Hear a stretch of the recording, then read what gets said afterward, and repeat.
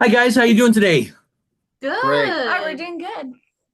I am just so excited to get to talk to you today. I want to introduce you to our future viewers. I have the privilege of getting to spend some time talking with Jefferson, Ella, and Lila. Opposite, but in the middle Yeah. is Lila and Ella on our right on camera, who together formed the band Secret Monkey Weekend. And their second album, Lemon Drop Hammer, is coming out on June 6th, which is not too far away now. I can't believe we're already at the end of April. I don't know where the time is going, but we're almost to June 6th. We're getting there. We're getting there. And as we talk today, you'll learn that the connection between these three musicians goes much deeper than being bandmates because they're family. So we'll talk about that. But the first thing, I'd like you to, I do a lot of reading, about the different bands I talk to. So I kind of have part of the answer to this question, but I want you to tell me, where did this name Secret Monkey Weekend come from? Well, so we have a friend who he loves to give us random old things he finds. I know that's kind of a strange way to start, but it's true. And he found a tiger beat from, I want to say, 1967. And Wow. the focus of the issue was the monkeys. And it said on it, Secret Monkey Weekend, but it's spelled as the way the monkeys did. Right. And I don't think we ever remember who said that should be a band name, but we were like, that's a band name right there. And there was never any argument over any other kind of band name. We were just like, we are Secret Monkey Weekend, and that's who we are. I can actually hold on. Yeah, grab it. It's on the wall. It'll be easy to show to your viewers. Yeah. I think it was June 67. Yeah. We have it in plastic. Yep, That July is so 'Cause I have a neat. 67. That picture is I so neat that you 67. have something like, oh, wow. Look at that. Closer to the camera. Yeah. That is fantastic. It's such a great band name for starters. It's such a great story for a band name because you have some of these veteran bands that have been around for years. They go, oh, I don't know. We threw a couple words around and that's what we came up with. You have a great story behind it, which is going to be something that you'll always go back to. How did, you'll have to be asked that question many, many times, I'm sure. And you have Mm-hmm. a really fun answer. And you have the plastic covered magazine to prove it. It's awesome. So fun. So Yeah. fun. Um, I was hoping that any one of you or all of you would feel comfortable enough to talk in your own way about how you came to start working on music together in the first place. Well, so it started as let me give you the backstory. So our dad, me and Lila's biological father, was a musician. He was a drummer, and he played with Jefferson for a long time. And when I was 9 and Lila was 4, he passed away very suddenly. Um, but our mom and me and Lila too still wanted to have music in our lives. And right before my dad passed, I was starting to learn guitar a little bit. And mom knew that Jefferson was a guitar teacher. And so she got me up with him to start learning guitar. And eventually we started bonding more kind of as a family unit rather than a guitar student and teacher. And you started dating our mom, and eventually you moved in and we became a family and y'all got married. And then at some point after y'all had gotten married, I had kind of gotten frustrated with guitar, and I thought, I still want to play music though. So let me see if Jefferson can teach me bass because I think that might be more my speed. So you taught me a couple songs on bass, and then I started teaching myself quite a bit, and I got to the point where I could keep up with him. So we would jam together. And then at one point, Lila saw me and Jefferson jamming and was like, "Hey, I want to join." And It was Seven Nation Army. yeah, like Ella said, our biological father, he was a drummer, and we always had a drum kit fully set up in the house. So I just kind of hopped back there and started playing with them. The basic kick and snare. Um, but it was the first time I'd kind of considered really seriously playing an instrument. I'd taken piano lessons, but I just, didn't didn't really feel like my thing. Right. But I just kind of immediately fell in love with playing the drums. So, it's also just special to have that connection to my dad. Yeah, so Absolutely. started jamming from there. And then at some point, we were, I don't know if we were asked or if you asked, Jeff. I think I noticed there was a party, a Labor Day party, Yeah. and I thought it might be a good time to debut what we have. Mhm. Yeah. And of course, the first gig we did have, first two gigs, we had a guy supplementing us, a friend of mine on guitar. But then Laura suggested maybe it be a family band, like not add more children or more adults. Mhm. So we kind of stuck with the three piece, although occasionally we'll have somebody sit in like Peter Holzapfel or Tim Smith on keyboards. So Yeah, so we started playing, our first gig was in 2016, but after we played two parties, we started getting gigs in rock clubs. So that was in 2017. So we've been playing out, I think, more formally as a band since 2017. That's great. Um, I was wondering about the bass too. I was thinking you were talking about the bass and getting a little frustrated with the acoustic. I get frustrated with the electric and the acoustic, and when I think about going to the bass, I just think, wow, that finger span and those harder strings, and I think, oh boy, I'm going to stick to playing my piano and my clarinet and my saxophone. I'm a little bit nervous about. I have like about 5 guitars at home, and I can't play any of them. But I'm learning. I'm trying. Mhm. Yeah, Good thoughts for me. When I was started playing bass, my trouble was my hands were fit because I was 13 when I started. I was still Yeah. small physically as a human being. So you got me started on a Hofner, which made it pretty easy because Hofners are, I don't know if you've ever held one, but they are very tiny. They're about the same as, and they're very light. It's the Beetle bass. yeah. And our father had two basses. He did dabble a little bit in bass, but he had these giant Fenders that I was just not capable wielding at that time. So I started on the Hofner, but eventually I got better and better, and I grew and improved my strength, and now I can pick up a Fender and wield it properly. That's great. That's great. Yeah. I always thought it might be harder the other way, but like you said, you started on a smaller Hofner that kind of gave you that confidence to then, so that's fantastic, really fun.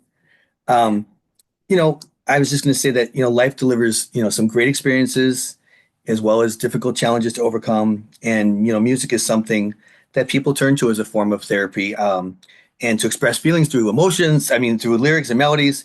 And I had also, watching your documentary, I had also lost a parent at a young age.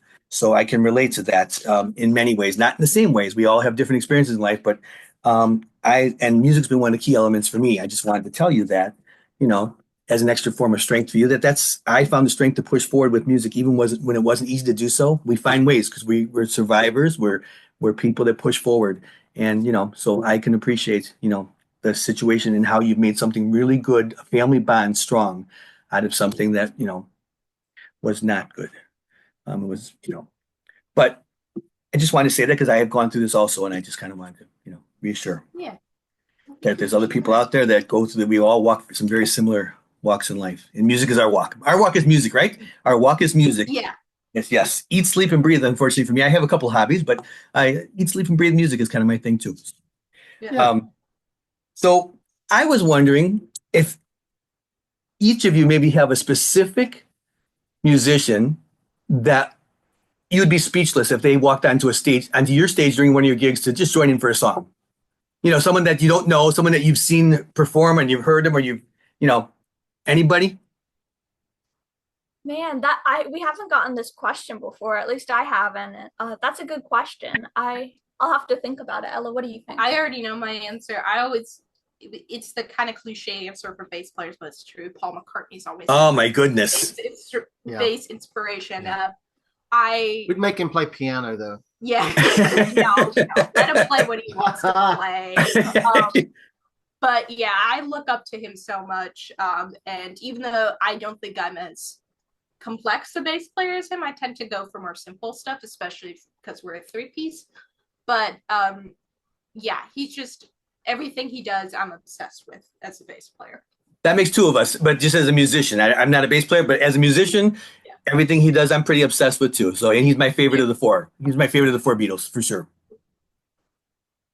Let's see. I mean, this artist unfortunately has died around actually 13 years ago, roughly. um 12 or 13 years ago. Levon Helm. Oh, from the band. Right, from the band. I consider him kind of my big inspiration other than my dad. And as a singing drummer, and I love the band, so I'd say him, but like a living musician or singer, this is a very different answer, but I love Lana Del Rey. She's my Oh, favorite sure. singer. Yeah. Yes. Yeah. Neat. Yeah, she's probably on like a fourth or fifth album now. She just keeps releasing things, and she had I think she had a song on um the soundtrack for Hunger Games or something. I think she had a song from there that was on there at one point, and she had her first big single, but Big and Beautiful, or I can't, right? I just trying to think. Young and Beautiful. Young and Beautiful. Yeah, Young and that was Beautiful. the Great Gatsby remake they made recently. Yeah. So yeah, she's been very successful. She's been very successful. She's got a good fan base, and that's fun. That's fun. Yeah. Well, if it had to be, it could be anybody, whether they're dead or alive. I'd say George Harrison because he's probably my favorite musician of all time. But if talking living, I would say maybe Neil Young. That Yeah. would be a lot of fun. I think he could, fit right in some ways. Yeah. He certainly is very prolific in his writing, both the music and the lyrics, and that he stands for a lot of different things. He's very prolific, I think. And I first started to appreciate him very late in life was with the Harvest Moon album. That's when I started to appreciate him, and I kind of went backwards and forwards because he calls the Harvest Moon, and something Prairie Wind. He calls it his trilogy of his Harvest series. That's right. And He I was like an influence for me because when I was learning guitar in 1980, I was a senior in high school when I finally decided to take up guitar, and let's see, Rust Never Sleeps and Live Rust had just been released. Yeah.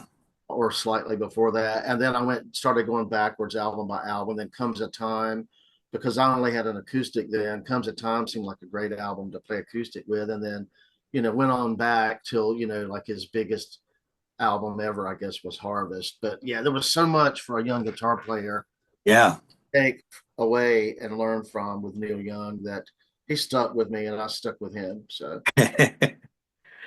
yeah, I didn't appreciate him until I started going backwards. And that's what's always fun with artists. If you find an album you like by somebody and then you realize, well, they've done 15 more. You're like, oh, that's really cool. Yeah. So you kind of go backwards and listen to things. Lila, the drummer singer question, that's gonna come up in a little while. I'm gonna ask you about that because that is just I'll ask the question because it involves all three of you later on, but I'll ask that later on. Okay. But when you were saying about, singer drummer, that is it's a unique situation, and I would think a little challenging, but I'll ask you about that later. So you could be thinking about your answers to that one. All right. I read about how the name Lemon Drop Hammer came about, and I wanted you to maybe share the story with our future viewers. I think that's your story, yeah, Jeff. yeah. Like so many things in our musical life, things that happen in real life end up being at least song titles or song ideas. And one day I was in our den, which is kind of behind us, I don't know, probably watching YouTubes or something. Yeah. I heard this banging noise coming from the kitchen, and it just didn't sound like the usual noises in there. And to borrow from Tom Petty, and I went in there, and Laura had a hammer and a bag of lemon drops, and I said, "What are you trying to accomplish here? You're trying to make them into little shards?" She said, "No, they're all stuck together, and I want to, partake of these lemon drops." So she was breaking them up with a hammer. And then I just said, "Well, you're the lemon drop hammer," or "That is the lemon drop hammer." Somehow it stuck in my head. And I bet maybe even 2 or 3 years ago, I made a joke that our second album was going to be called Lemon Drop Hammer. And here you We are.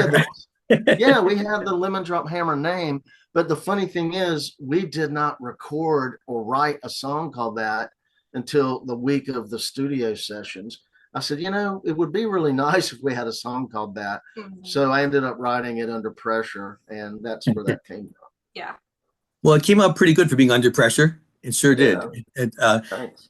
It's funny. I used to work for a record company, and I was in marketing, and I can't help but think that, boy, that's such a great. If the industry were the same as it used to be, that what a great marketing tool. You could go to all the radio stations if the radio stations were in the same kind of light that they were back then, and there still are some for sure radio stations that will give us the airplay we're hoping for, of course, in life. And but to bring them lemon drops and to it's just Yeah. and a hammer and maybe I was thinking like a hammer made of sugar like sugar blocks or something. It just would be so fun. Yeah. It's such a cool, you know. Yeah. Or just have them walk in with a bag of lemon drops each, put it on the person's desk, and then they introduce themselves. And I come in with the hammer, and we basically use force for them to play our music. I love it. I love that. That would be neat. That would be neat, and it would work too. It would work. We just like need the more. Marx Brothers. Yeah. But did you see the Marx Brothers? Oh, okay. Yeah, such a great story. I love the album cover too, by the way. Love the album cover. Yeah. That's Brad Magner. He does almost all the artwork for everything I've been associated with. So yeah, I'll let him know. Yeah, it's very colorful. It just it comes right out. It makes it so realistic comes out from the picture. Just Yeah, I didn't even tell him this. I just said, here's the idea. And interestingly enough, he came up with a storefront motif for like a record store. Mhm. And to me, it looks like, in some ways, like maybe he was inspired by the Smile Beach Boys album cover. Oh yeah. I don't think he was, because I don't think he's really into that. I don't think he goes that deep into the Beach Boys, but I saw it right away. I was like, well, gosh, I like that. Mhm. Yeah. So Yeah, it's very colorful. I really love it. I love it. Um, so the new album, this is your second album, right? The first one was maybe 2022. Is that right? Yes. Okay. So now this new album, kind of exciting to get ready for a new album, and was produced by Don Dixon, who slightly known in the music industry just a little bit. Just he's only produced records for the Smithereens and REM and Marshall Crenshaw Yeah. and Matthew Sweet, and the list goes on and on. He's in my book of record producers. I opened up and I wanted to have it as a prop to show you guys this book, because if they're in there, that's the real deal. And he's in that book, and he's got his whole list of accolades that he's done. And some of my favorite bands, and I just thought it was so neat. How did that collaboration come about? So Jeff has a longtime friend named John Baer, who's Yeah. an author. somebody I've known since, at least elementary school. Yeah. Yeah, and I don't know how John Baer got in touch with Don Dixon, but It was because he asked me to write some songs with him. That became an album, and I just didn't have time because I had a solo album coming out. So he took the bold move to ask Don Dixon. yeah, so he wrote a mystery novel, and he wanted songs to be in the book, so he got in touch with Don Dixon, and so I think John wrote the words, and then Don wrote the music and performs the songs. So when the book came out, they had a show for it where Don performed the songs and then John read from the book, and we were invited to open, I believe, for that show. And I think impressed Don because we learned some of his songs for the show, so we played songs and he came up and joined us on his own songs. And he really took to Ella and Lila. Mhm. They bonded immediately, and I'd known of Don since I was their age or younger, because he was in a band called Arrogance in the Raleigh-Durham area, and they were like the kings of the North Carolina scene in the late 70s, early 80s. And then Don started producing, he had been producing all along, but he produced the the REM stuff and just a lot of North Carolina bands. But then he just blasted on to producer stardom, I guess, after REM and then Smithereens. So when it came time to do an album, we kind of had the wild idea that, would he consider producing us? And he said, yeah, right away. And that's how we connected with him. Yeah, and he's just a wonderful both producer and human being. I think he really knew how to work, especially in the first album, with two musicians that were, I had just turned 18. Lila would have been, what, 13, 14?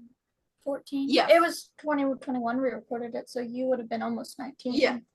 So 2 inexperienced, 1 child, 1 new adult that did not know what we were doing at all. And he was very patient with us and like knew how to get what he needed out of us at the same time musically. So he just knew how to direct us in a way that was very kind, but also musically efficient. Yeah. And so we recorded the basic tracks for that album. I want to say, I think like 8 out of 10 or something like that in the first take. I mean, we Wow, were so really? first. And yeah, we say he was easy to work with, but I think we were easy to work with too. I was going to say, now I know why he Nailed the wants to track. work with you guys, because you're easy to work with. 8 out of the 10 in Yeah. the first take. My goodness, that's great. And I'm thinking these kids they're living the rock and roll dream at a young age, because the first studio they ever go into is Mitch Easter's studio, the Fidelatorium in Kernersville, North Carolina. Yeah. Wow. And, all that history, and I saw all that history with Don. And I don't know, just if I had any thought that I at that age would be working with these people, I would have said you're lying. But my God, it just, I was just as thrilled, but I just kept thinking from their perspective, do they even realize how incredibly cool this is to be on your first album, your first studio with Dixon and, at Mitch Easter's studio. So. No, honestly, I have to, like I said, I recognize how incredible it is, but if I don't think about it, I probably do a better job as a musician, because otherwise I'll get flustered and freaked out. Well, Yeah, they were it's daunting. unflappable. Yeah, they were unflappable in the studio. We were making eye contact. So I don't know. It was just one of the greatest experiences ever. And then the second album we recorded closer to home, but with Don. And that felt very homey and very relaxed too. It was just amazing. I'm just really, really happy for the 3 of you to have had that experience, because it's just something that doesn't happen every day. And I think the longer that Lila and Ella, that you're doing this with music, you'll go back and think back to this time and go, oh my goodness. I mean, you're doing it now. You both know, you realize now. And obviously, Jefferson, you realize, like, as you said, but to look back like 10 years from now and say, oh my goodness, our first out, it's something that, here we are talking about from across the country. I live in Chicago. I'm in Chicago right now. And that I don't personally know Don, but his music, he's been so prolific with his music production that I know of him, and you guys recorded with him. It's just really a neat musical thing. I mean, we're all people. We put our pants on the same way, one leg at a time. So we're all just people. But he's had so much success in the music industry. It's so neat to be able to have his expertise on music that's so personal to all 3 of you. So neat. It's once in a lifetime, I think. Hopefully, well, it's been twice in a lifetime now, right? Because he worked with you a little bit on the first album, you said too, right? So twice in a lifetime. Maybe it's gonna be 10 times in a lifetime. But these things don't happen every day, and so it's so neat that you've had that experience, and something you'll always look back at at the start of your career and go, wow, oh my goodness. So and not only did he produce the album, but I understand he played trombone in 3 of the tracks and played slide guitar in another track. Oh my goodness. Yeah, that was a surprise. We did 3 days of sessions, and we were, like I said, we were close to home, so we drove home every night, 5 minutes home. But Don took the tapes or files back home with him to Ohio, and he started mixing. But he would add tambourine on his own time, and then he had a trombone on a few things. I gave him some ideas, to maybe look at, and he added that. But the slide guitar, we were not expecting that. It was a very nice surprise. Yeah. So, that's pretty cool. And I think he had some keyboards uncredited, but I asked him, tell me everything you played on. And I don't think he told me everything. So I think he did a few things that I think maybe with keyboards that, if Peter Holzapfel didn't play it, then it must have been Don. Yeah. Because I know Peter played on 4 tracks for sure. So probably the more that the album is out there and people are listening, you guys are telling stories about it, Dan will say, oh yeah, I forgot I did that little keyboard solo on that one song. Or he'll say, I never told you about it, but I put that extra triangle sound here, right, with the keyboard. The stories will come out as you keep promoting, I'm sure. Yeah, I From him. think he was being humble. But yeah, he just finds a way to just give a little shimmer, just make it sound like a record as opposed to a live performance. I mean, Yeah. I have to say, I mean, they were all played live, but I think, I remember reading an interview with Don about, I don't know if it was Mitch or Don. I think it was Mitch, that REM at first were going, this doesn't sound like we want it to sound like our live show. And then Don says something along the lines back to REM. Well, good luck selling your demo. So I think they finally acquiesced and realized that, you can make a record as opposed to just a representation of your live show. Right, Yeah. right. Yeah. A movie as opposed to a play. Oh, I like that. I like that analogy. I like that a lot. Yeah. Yeah. All right, I'm going to start with Lila on this one here.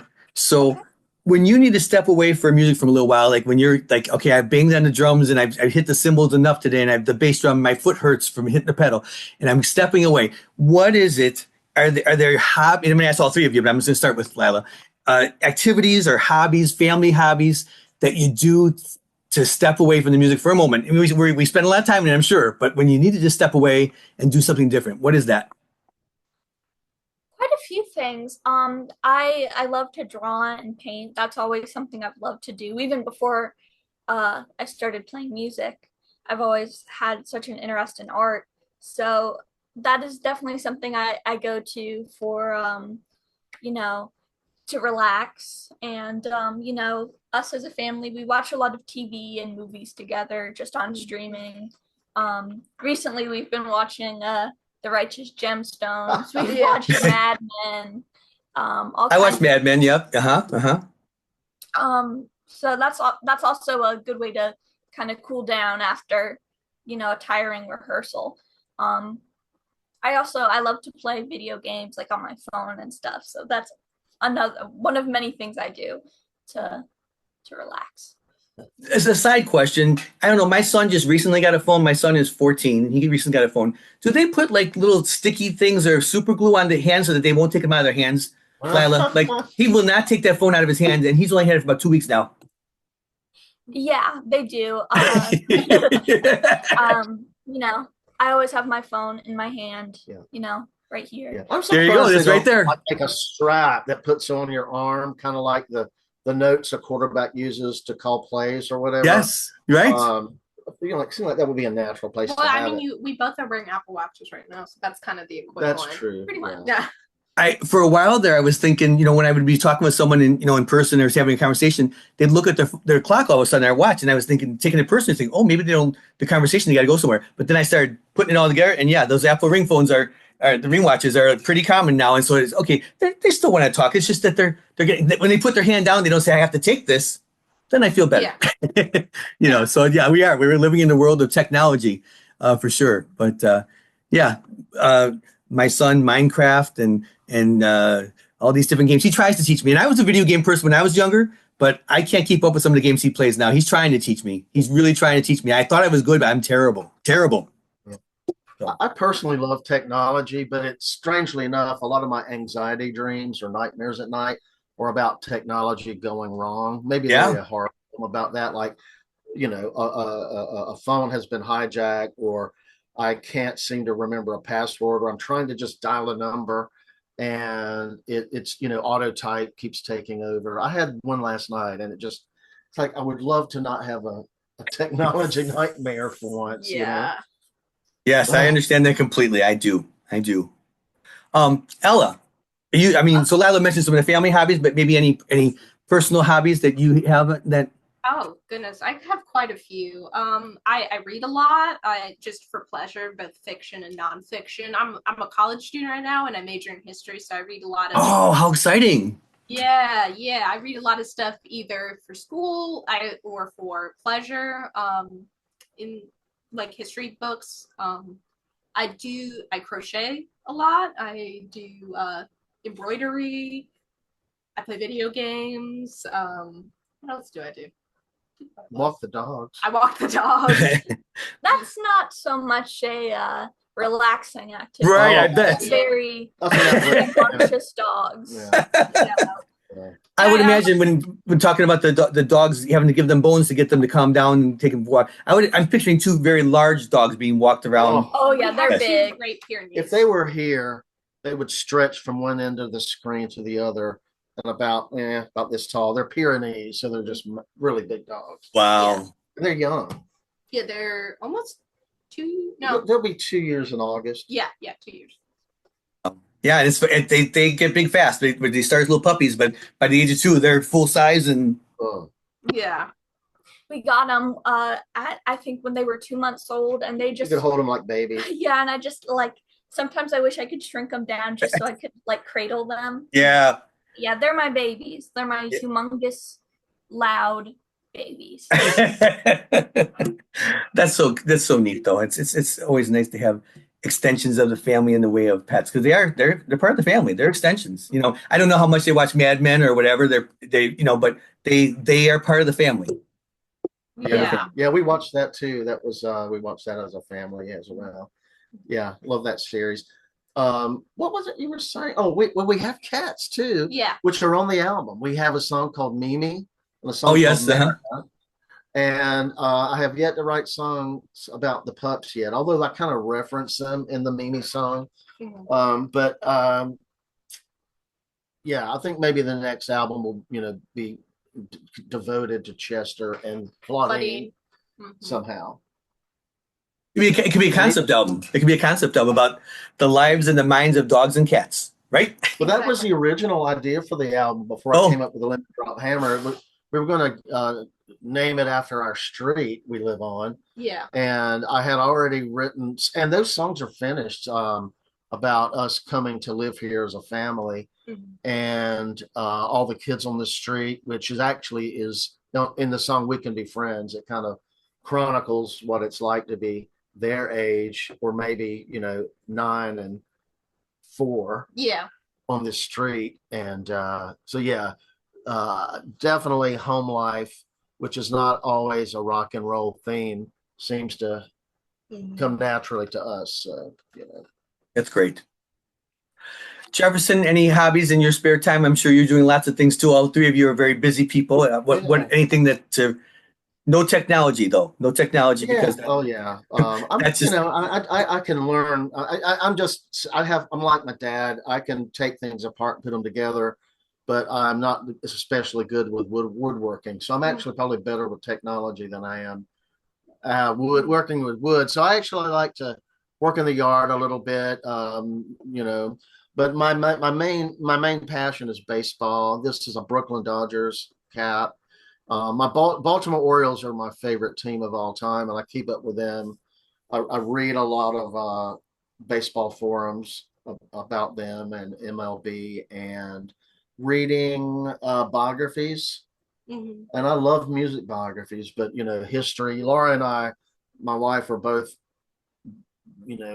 huge historical documentary buffs, and we've been watching some Churchill specials on TV lately. So yeah, history reading, baseball, and dogs, I think. that's plenty to keep you busy. Plenty. Yeah. Do you ever watch any of the Ken Burns documentaries? Is there any one that you think is the best of all? Because I watch little bits and pieces. I can never get to sit there and watch through all the different volumes of it, of one series. I really like the Vietnam one. Oh, are we talking about PBS or Ken Burns? Ken Burns. Well, yeah, the baseball was great. Civil War was great. I think there was one on national parks I liked a lot. I think there was one on FDR, but yeah, and now I'm starting to get confused which ones are his or not. But yeah, he does a great job. And of course, I'm game for about any documentary that has to do with American history or Civil War, World War I, World War II, that kind of stuff. Vietnam. Yeah. Well, side note, at the end of our interview offline, maybe you could share a couple of music book autobiographies with me because I'm the same way. I love history too, though. I do love history, American history, world history. But I tend to find myself reading a lot of music autobiographies. So we'll share some at the end of the conversation today. Okay. I wanted to preface this next comment by saying that I really like all of the songs on Lemon Drop Hammer. I love them for different reasons, but I can't get the song So Much Joy out of my head. I just can't get it out of my head. I'm driving to work in the morning. And it sounds funny because the album's not out yet, but again, like I said, it has a privilege of being able to talk to you in advance, through, your publicity to get to listen to it in advance. And I take it with just the same amount of seriousness that we used to get when I used to work in the record industry. Things like Tom Petty and Fleetwood Mac, they would show up in my house with watermark CDs on them like 6 weeks before, and I always bought them myself when I was Yeah. as a kid. But they actually had a watermark saying, if you try to do anything with this, you'll be, I don't know, maybe in the local jail for a couple of days. I don't know what would happen, but it wasn't going to be good. Okay, it wasn't going to be good. So I always, with everything promotional items, I always took that seriously, and I just enjoyed the moment while it lasted. But I take this just as seriously, getting the chance. It's a privilege to hear someone's music before it hits the streets, and I can't get the song So Much Joy out of my head. It's a perfect first track on the album, but it brings me to the question: how much importance do you put in 2025 on sequencing? I get all different answers on this, and it's because of the fact that people in the digital music world might listen to the songs in shuffle play and not in the order that you initially put them together. So that's my question for you, all of you. Well, it is our digital single at the moment, so it is out there at least on streaming and YouTube's and whatnot. But yeah, So Much Joy. Yeah, the fact that it's separate from the album was a good promotional thing for us because I think we agreed that it might be the strongest track, and we thought, we need to have it first. Of course, I gotta say, I feel good about every song on the album, but there was just something about that one that I don't know. I think the idea about that song was that Ella had a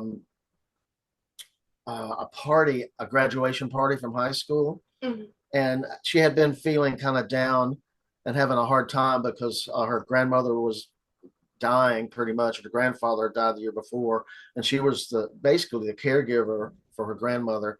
So just the fact that her friends lifted her up at a difficult time, she went from despair to joy, feeling wanted and needed and accepted.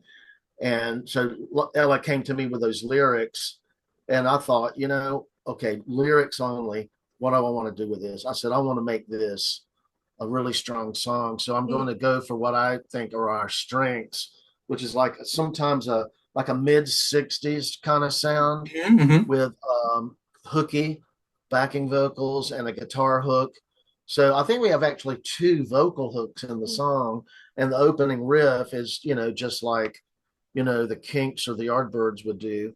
So from there, we just went with that. So, that song, I really do think it could have sat right in the middle of what was on the charts in 66, early 66, mid 66. Yeah. And about album order, we did put thought into it. Like I think we all kind of submitted our own ideal order and kind of combined like what we thought worked. Like I know two tracks on the album, Mimi and Naoma, bleed into each other. Like yeah, I forget which is it. Naoma that ends with the reverse, and then Mimi starts with a reverse track. Mimi is first and has a little backwards stuff going on, and then Naoma starts with some backwards stuff. That was Don Dixon's idea.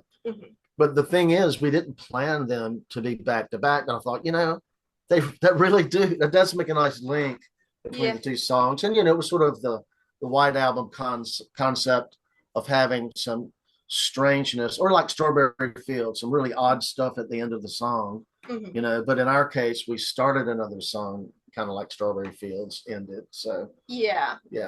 So Don gets credit for that. Yeah, we did put thought into album order, but I like to think that all those songs are strong enough that if you listen to them in whatever order, that you'll still enjoy them. Sure, absolutely. We have two songs that did not make the album. We were going to try to make 12, but we realized that if we want to press vinyl, it might affect the sound quality detrimentally. So we decided to have 10 songs, and two songs that we really love and could have easily been on there be digital singles after the album comes out. So overall, we're going to have 1, 2, 3, 4, maybe even 5 digital singles related to the album, but 2 were not on the album. That's great. I did read that there was a single, 11 song that was going to be released during the middle of the about the drummer of that worked with Husker Du. Yeah, Grant Hart. Great Heart. Ella Thank you. has to me a fascinating story. I did not know this for quite a while, but Ella's got an interesting backstory with Grant Hart from Husker Du. Yeah, he long after Husker Du had broken up, and when I was about, I want to say 7 or 8, and Lila was a toddler at that point, 2 or 3, very young. Grant wanted to tour his solo album. He had quite a few solo albums, which are very excellent, and I totally recommend. He wanted to tour his solo albums around the country, including North Carolina, and so he basically was hiring bands from each state to play with him, and he somehow came across our father, who and Grant Hart was a drummer, so it was a big compliment for him to really respect another drummer. So he loved our dad, and our house became the station between gigs. So he stayed here, and he was very sweet to me and Lila, and like would play with us, and like we have photos of him like playing piano with me when I was first learning piano.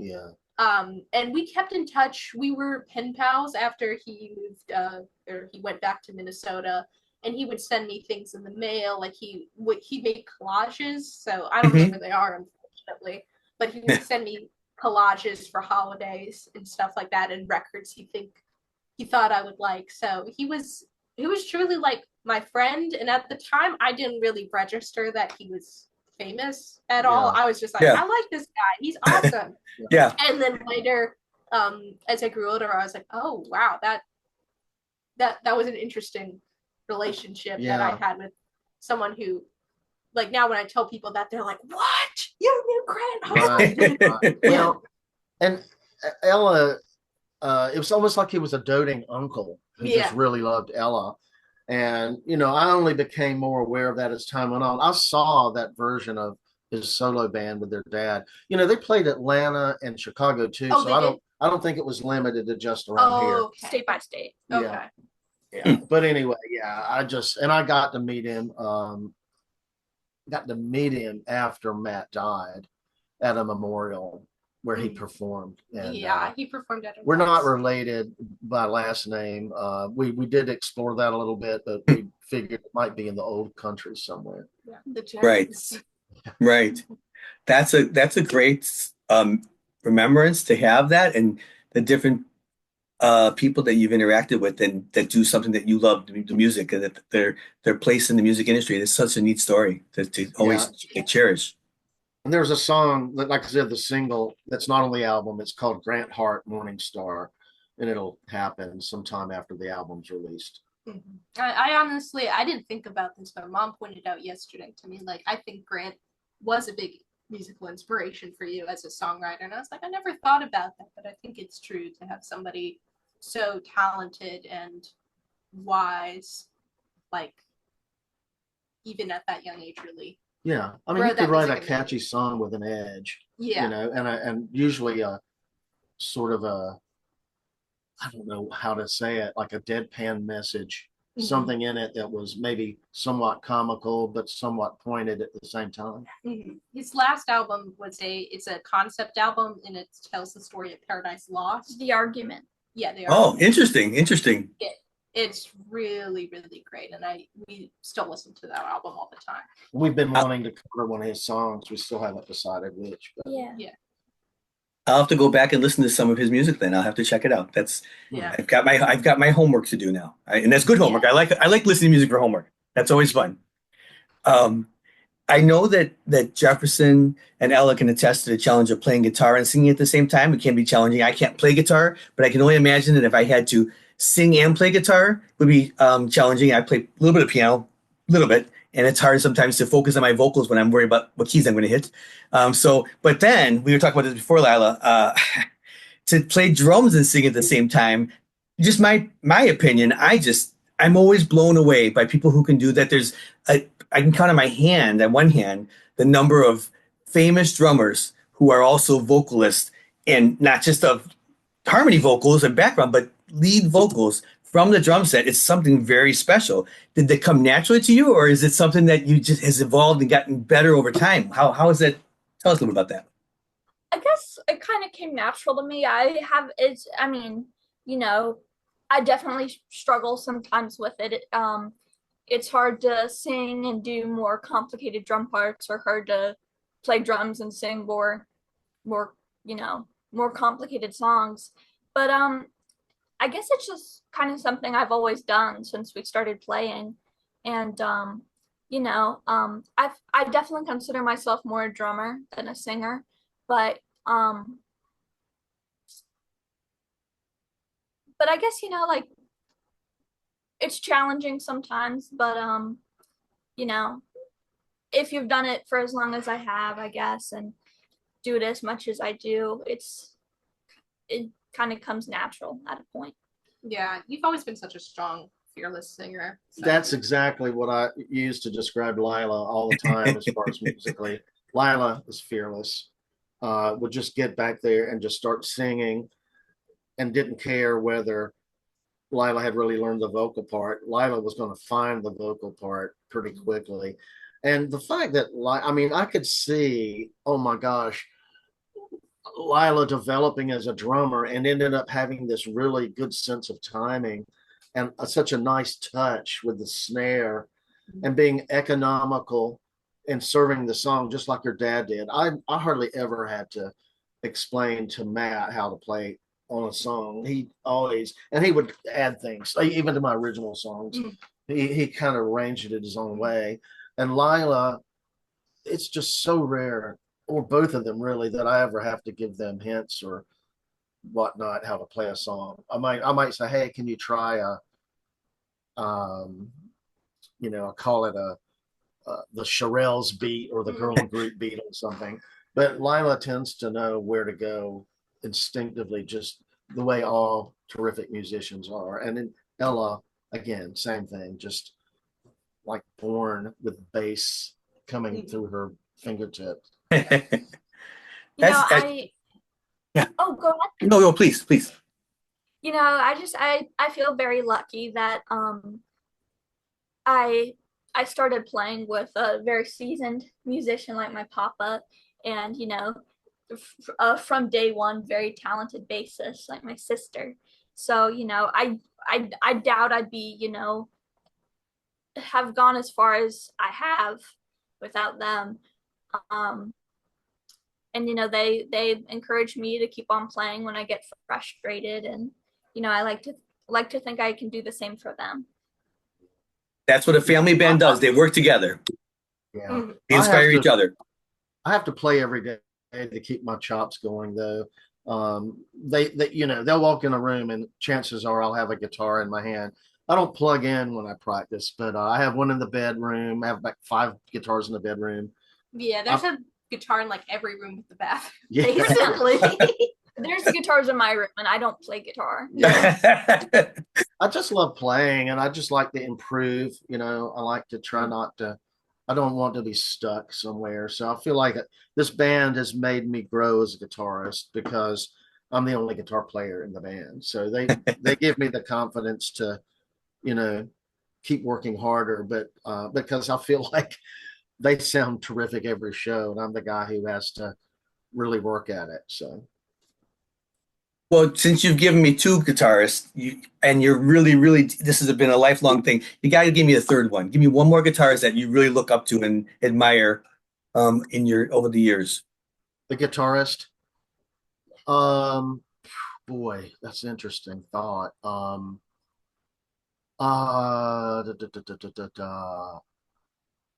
gotta say, even though I don't play like him, I've been striving to get better at my country guitar licks, and I would say Don Rich from Buck Owens' band Okay. would be Yeah. body I would like to aspire to. That I really, before I die, I want to learn how to play like Chet Atkins, not like him, but learn some of that style. I've kind of added some of that I don't know what you call it, just droning and then trying to play underneath it. I do a lot of that in my songwriting and in my live playing. So I guess Richard Thompson would be way up there too. Richard Thompson, Yeah. as far as contemporary, yeah. You ask for one and he gives what for? Yeah, I'm yeah. okay with it. Well, you know what that's A kind of lot, like? You know, I always joke around Yeah. people. They always ask me my top 5 bands or whatever, you know, my friends will. And they always tell me later on that I have 10 top 5 bands because they always say, this is a top 5 band. This is my top 5. Yeah. And they'll always remind me I have about 10 top 5 bands because I can't limit it to just 5 people. So you can send all the guitar players you want because I'm in that world too. I can't limit it to just those. So, but it's funny. Yeah, he did give us a few extra ones, which is okay. It's good. It's good. Yeah. Quick, we're going to wrap things up in just a second here because I know you guys have a busy schedule today. But as a little side points, because I was going to ask you the best way for people to find you online and to see some of the things, videos, and to different sites. But I do have to tell you that as a sideline, I did take the time to watch the promotional video for "Do the Secret Monkey" for the first release, and that was a lot of fun. It was a lot of fun. It was so fun. And so this is one last Lila question here. So Lila, not a fancy drum movement. Maybe I thought it was, but be able to play and then turn to the left with one drumstick, turn to the right with the other drumstick, and then just get back onto it. I thought, I'm lucky if I can tie my shoes sometimes, and you got this, left and then right and then back onto the drums. And like, well, that's kind of neat. I think that's a little bit we've had since we started playing the song. And Oh, I okay. remember when I was younger and a little angsty, and I was like, this is a silly song. I just would go like, Yeah. but I've embraced the silliness, and I love that song. So Yeah, It's a lot of fun. Choreography with that one, where we go monkey to the left, monkey to the right. Yeah, left. right. I loved it. Early '60s surf bands, but yeah, when Lila started doing that, I started noticing like, wow, that's pretty funny. I like that a lot. So I wouldn't mind coming up with something similar, but we'll see what happens with that. In the meantime, people should check that video out for fun because I think it's a really fun video. It kind of shows the different phases of, from gig to gig to gig, places, different ages and everything. It was a lot of fun to watch. One quick songwriting question. Ella, I know you do a lot of the lyrics and whatnot. Tell us a little bit about that. Your inspiration comes from life, I'm sure, but just, are you always in that mode where like, I got to have something with me, I got to have my phone to type something in, or have a piece of paper to write on if something comes to your head? Honestly, I for me, inspiration strikes like lightning. Like with Jeff, I know you can be like, okay, today I want to write a song, and he'll sit down and he'll write a song and he'll have it done. I can't do that. I will write a song when my brain decides it's time to write a song, and I have no control over that, unfortunately. But I do try to keep like a phone on me. I always have a notebook on me for school. So I do try to jot it down when inspiration strikes. But I do wish I could have the discipline to just be like, okay, today I'm gonna write a song.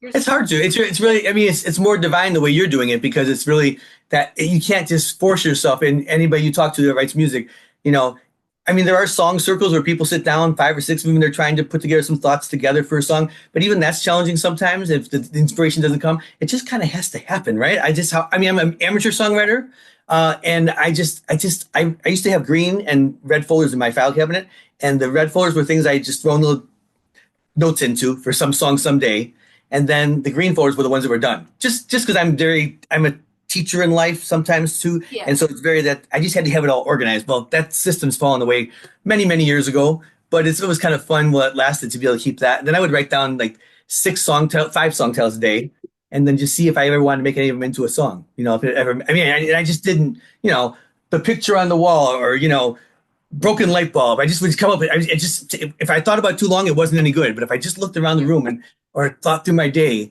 and I wish I was still doing that. I did 5 a day for a year, and then it fell away. But that's a lot in a year, though, right? 5 in a year, Yeah, 5 a day for a year. Yeah. That's a lot. But I only wrote a few songs off of those. But it was fun to do. It was a fun experiment. Yeah. So if you could tell me real fast, what would be the best ways to find your band online? Yeah, secretmonkeyweekend.com. That's got basically a link somewhere to everything we do.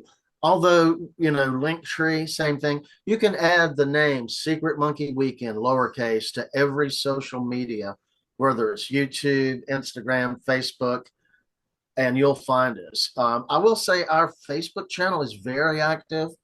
Instagram, maybe behind that. Facebook is very active for us. If look for people to find us in all three and just click follow, and they can follow us when we're going to be in your area. We'd love to be in Chicago before too long. I hope so. Fingers crossed. Fingers crossed. I would be there. Yeah. I promise. Yeah. And I'll bring people with me. Yes, I would love if you guys came to Chicago sometime. That'd be great. It'd be really fun. Oh, we city. do have a PBS documentary about us that people can find at secretmonkeyweekend.com. It's one of our first videos on there, and it won an Emmy last year, which blew us away. We didn't think that this was going to be something that was going to be recognized beyond our state, but yeah, you'll see it all at secretmonkeyweekend.com. And it's about like maybe a 14, 15-minute mini documentary, right? Because I did watch it. It's something that if people who are watching, please take the time to watch it. It kind of puts this whole piece together of how this band is evolving and how it started. And it's just a really, really great, inspirational documentary. Obviously, it won an Emmy, so obviously, that says a lot right there. So, yeah, and even though I'm their stepdad, I think we honor their birth dad with continuing with music, and absolutely. we feel like it's something he'd be really proud of, and absolutely. One of these days hereafter, we'd love to chat with him about that. For sure.